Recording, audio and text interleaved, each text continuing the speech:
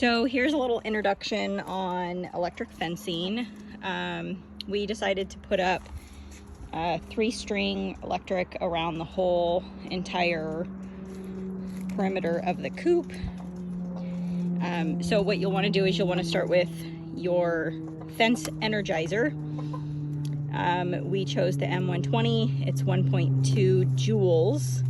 It's about, I think we clocked it at around 7,000 watts, which is definitely enough to keep a bear out, just in case it was a bear that broke into the backside of our hardware mesh.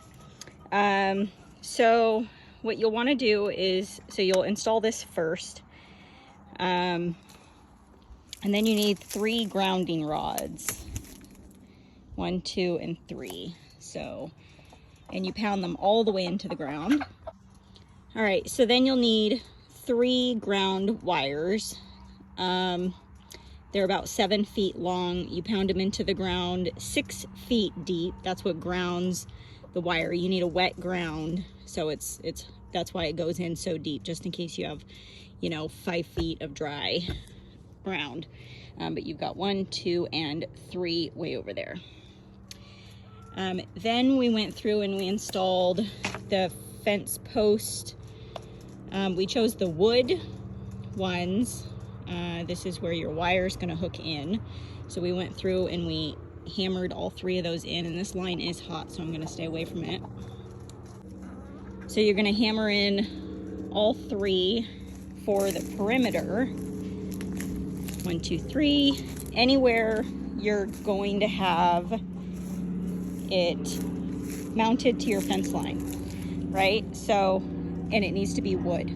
So you need, and look at all of our cameras now. We've got a camera here, camera over here, camera right here. But you'll do that all the way around the whole entire perimeter of the area that you want to energize.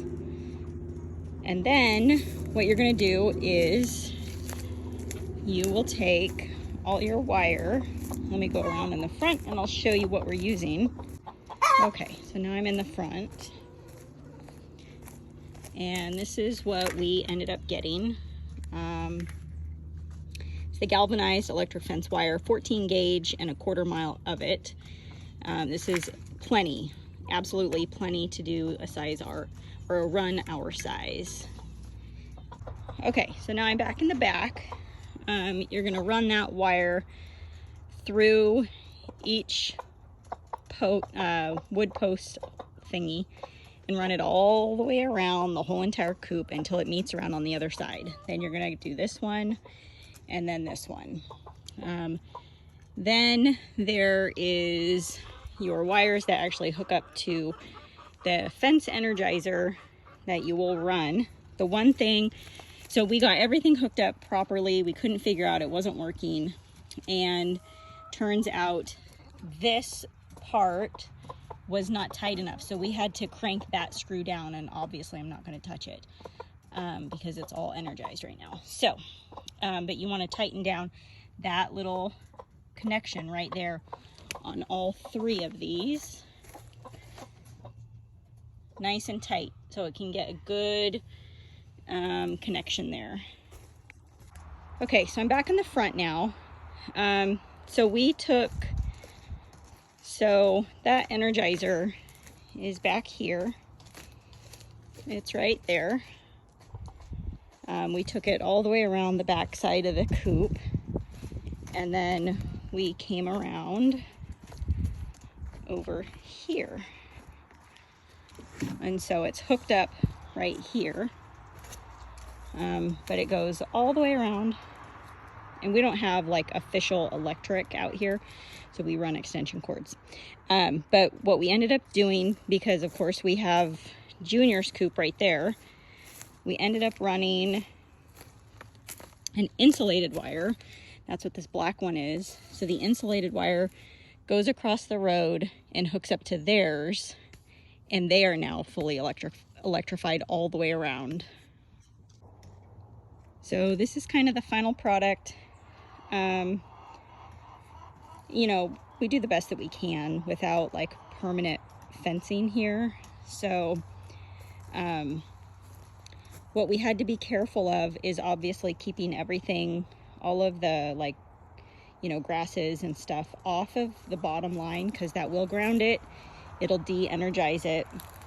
And then the other thing that we had to be careful of, and why we have these ugly sticks here, is because it was just kind of like pushing up against the original hardware fence and grounding it, so it wasn't working. So that's why we had to, like, you know, cushion it, pull it away from the fence and give it some space. But basically, this is what we're looking at now. So it's all the way around.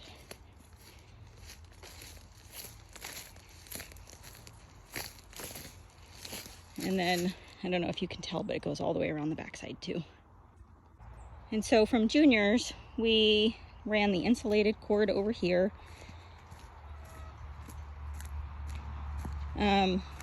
The insulated wire is not hot. If something were to chew into it, it would be hot. But we ended up doing 2 lines over here. Hopefully that's sufficient. They've got hardware mesh up the side of the building anyways, but we did hardware mesh all the way around. And then this is the other side. Hi guys! This is my Americana coop. So what you want to do, because you can't do the door, well, you can do the door. They have these like hook things that you would hook against the one side, and then you have to unhook it and pull it back. It's like a bungee or whatever, but you'd have to do 2 of them, 2 gate poles, and it's kind of a pain. So our door does have hardware mesh on it, halfway up. We didn't do the top, but most things don't really go that high. Anyways, so we have the 2 bottom lines, and then we ran insulated wire right here under the door to meet up with the other side. So the other side connects again, and now it's hot and you can actually hear it. Hi guys! But yeah, so here it is. You hear that? And then just a little bit more about kind of general safety for us. All of our windows also, so we have big huge windows everywhere. They're all hardware mesh. They are fastened by washers and screws, and then every single entrance always has a carabiner, always, and a gate latch. Every single one of them.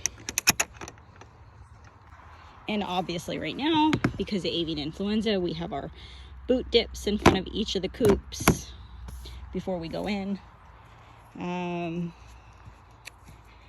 Yeah, we live in a very wild area. Just right up there past that tree there is where we saw the bear a couple of years ago. So, and coyote, they're all out here. It's pretty wild out here, but they're at least safe for now. So you can see the 3 lines all the way.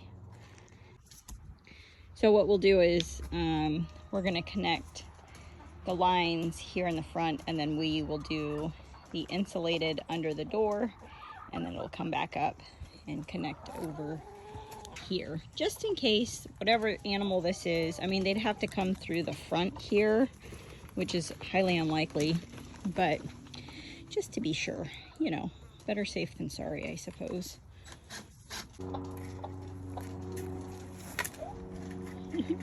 Queen Lacey is inspecting his work.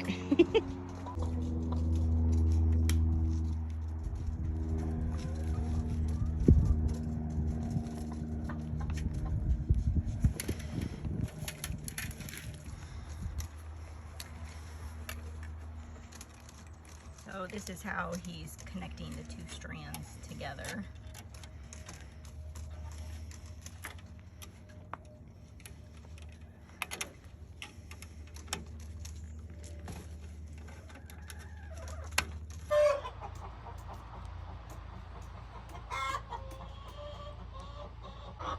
All right, so this thing will blink red. You can see it blinking.